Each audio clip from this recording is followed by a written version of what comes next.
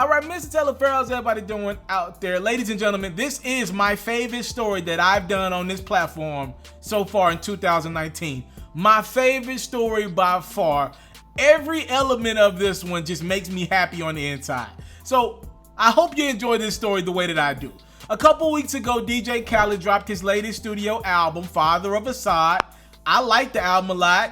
I think it's the best mainstream album that's came out this year. My favorite album is Moneybagg Yo, the one he put out last week, but that's just my personal preference. But in the mainstream realm, I think DJ Khaled has the best album that's came out this year, in my opinion, in a slow music year. Now, I want to put something in perspective for you. Khaled's already dropped 8 music videos off this album. Do you hear what I'm saying? 8 music videos. Obviously, every video costs money. For those who don't know, the label is footing the bill for not only these music videos, but to get these records cleared. All right, I just want to read you some of the artists that Khaled had on his last album.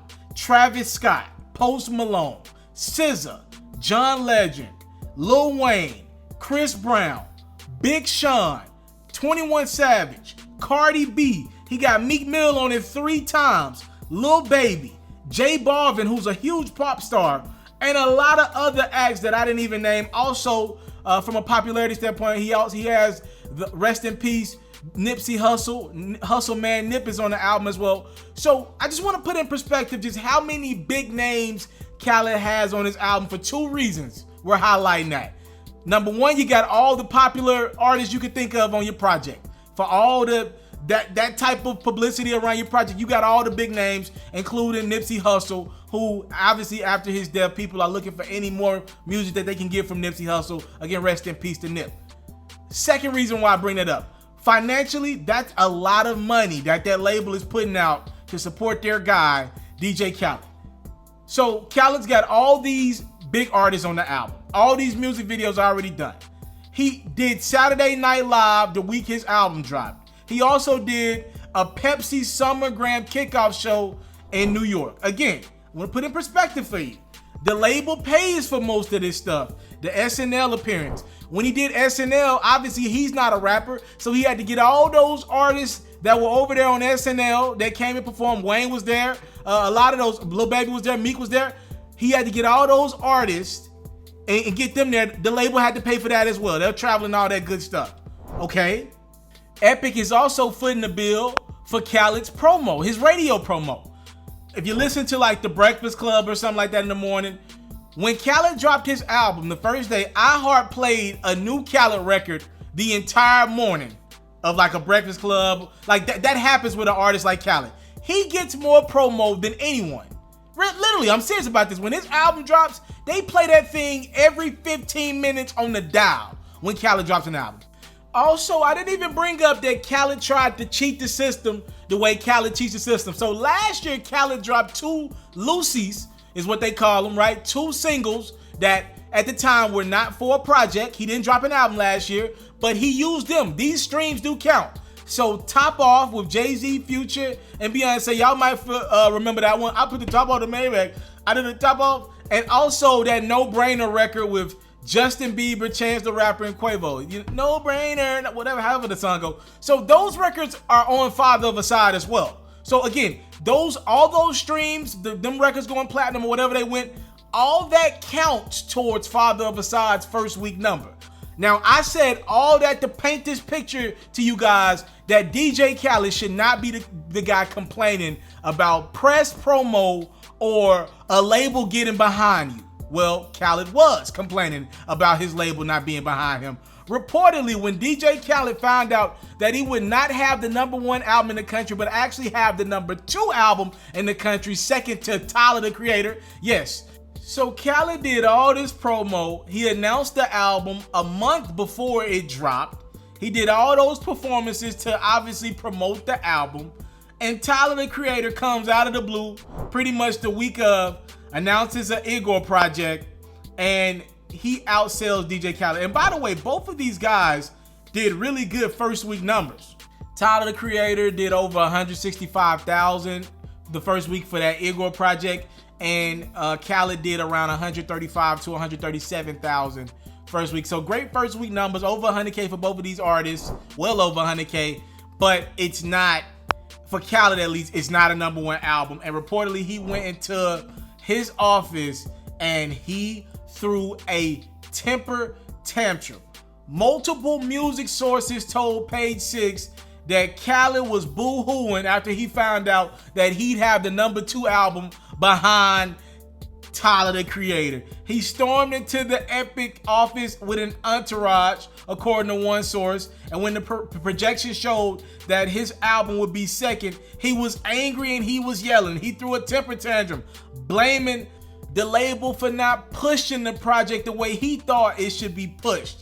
Also, Khaled has some type of bundle deal with an energy drink for his album, and he believes about 100,000 downloads of his album were not accounted for, and he wanted his label to push to go get those 100,000 downloads to add to his sales, right? In regards to, obviously 100,000 downloads doesn't equal out to 100,000 sales, but he wanted all those numbers to count over, right? But he didn't get that, and he's upset that the label didn't push for that more and more. Another source said Khaled was like, #2 not good enough for me. All right, #2 is not good enough. I'm furious. And according to this source, Khaled said some pretty nasty stuff to the people inside of the office. And the source went on to say that publicly Khaled puts on this good dude persona, this good vibe, this good image, this positive vibe. But there is a mean side to Khaled that a lot of people don't see in regards to how he does business and how he does treat people. Now, this is absolutely amazing to me. Absolutely phenomenal, top to bottom, to me. I do want to admit this.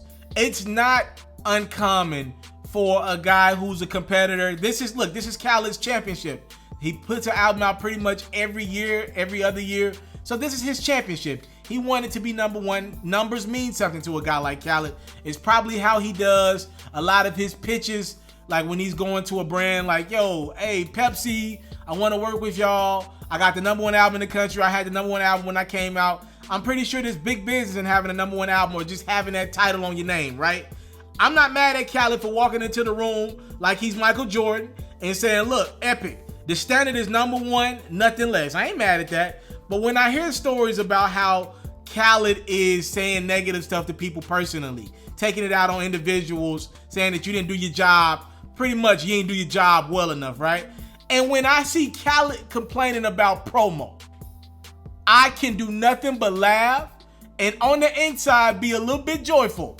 Look, I don't listen to Tyler, the Creator. I'm gonna be honest with you. He's not for me.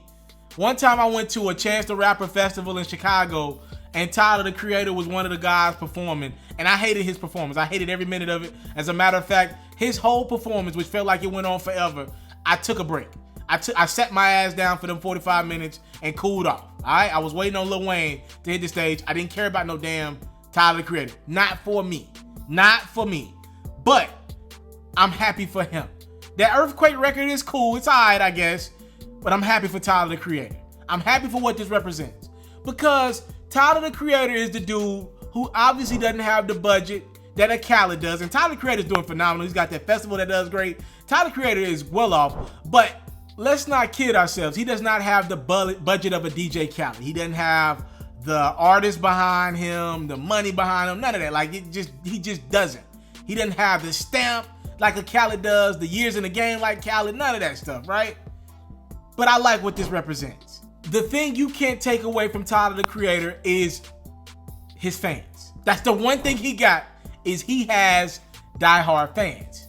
Now, it might not make sense to me or it might not make sense to you, but Tyler, the Creator, has a huge fan base that's rocking with him regardless. And Khaled tried to muscle his way through to a #1 album. He tried to flood the streams. He tried to flood the game with all these artists on this project. He tried to flood the mainstream news outlets like a Saturday Night Live. He skipped all the hip-hop media, by the way. He didn't do no hip-hop media. He took his ass to Saturday Night Live, the big late-night television shows. He didn't do Hot 97. He didn't do Breakfast Club. He ain't stopping to the big radio stations in Houston, Atlanta. He tried the big boy. He tried to play the big boy role, right?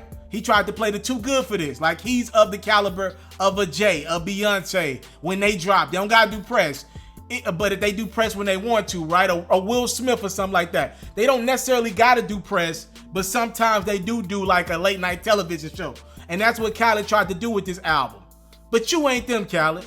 I love that he got humbled. Honestly, this is one of the most beautiful things that happened in the streaming era, right? Like, this is about fans listening to music. In the streaming era, it's not about people going out and purchasing your music, going to Best Buy, Target, whatever. This is about people having real relationships with their fans.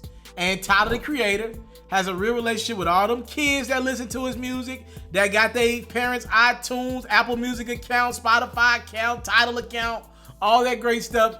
It's about the organic relationship with whatever fan base you got. And DJ Khaled tried to use all the big name hitters and go-getters to flood the market, tried to throw Barty on the joint, all that great stuff. But it was not the organic relationship with his fans that Tyler, the Creator, had. That's why Tyler, the Creator, celebrated the #1 album, and DJ Khaled, Father of a Song, which is a really good project, by the way. To me, a better project than Tyler, the Creator's project, but Tyler's fans held him down more. And for that, I salute Tyler, the Creator, and I kind of laugh at DJ Khaled, because he looks like a damn fool going off on everybody in that Epic office. They did exactly what they needed to do for him. He turned his back on the hip-hop outlets, and that's what he get. I thank you guys so much for the time, love, and support. Also, that real connection with your fans, it matters. When Khaled was putting out albums, when he was hot off that Snapchat success a couple years ago, that dude was doing meet and greets every damn where. What happened to all that, Khaled? What happened to that, Khaled? It's all about the fans, the people. What happened to that, Khaled? I'm out. I came from nothing, but I want everything God has for me. I interview celebrities. I talk sports. I still represent the culture. I got the kids, they are now tuned in. Yo, we locked in right now, Mr. TALIAFERRO. Mr. TALIAFERRO. Mr. TALIAFERRO. Mr. TALIAFERRO. Shout out to Mr. TALIAFERRO. You're watching Mr. TALIAFERRO TV. Mr. TALIAFERRO TV. Here with the Triple B's, you can't do nothing but win.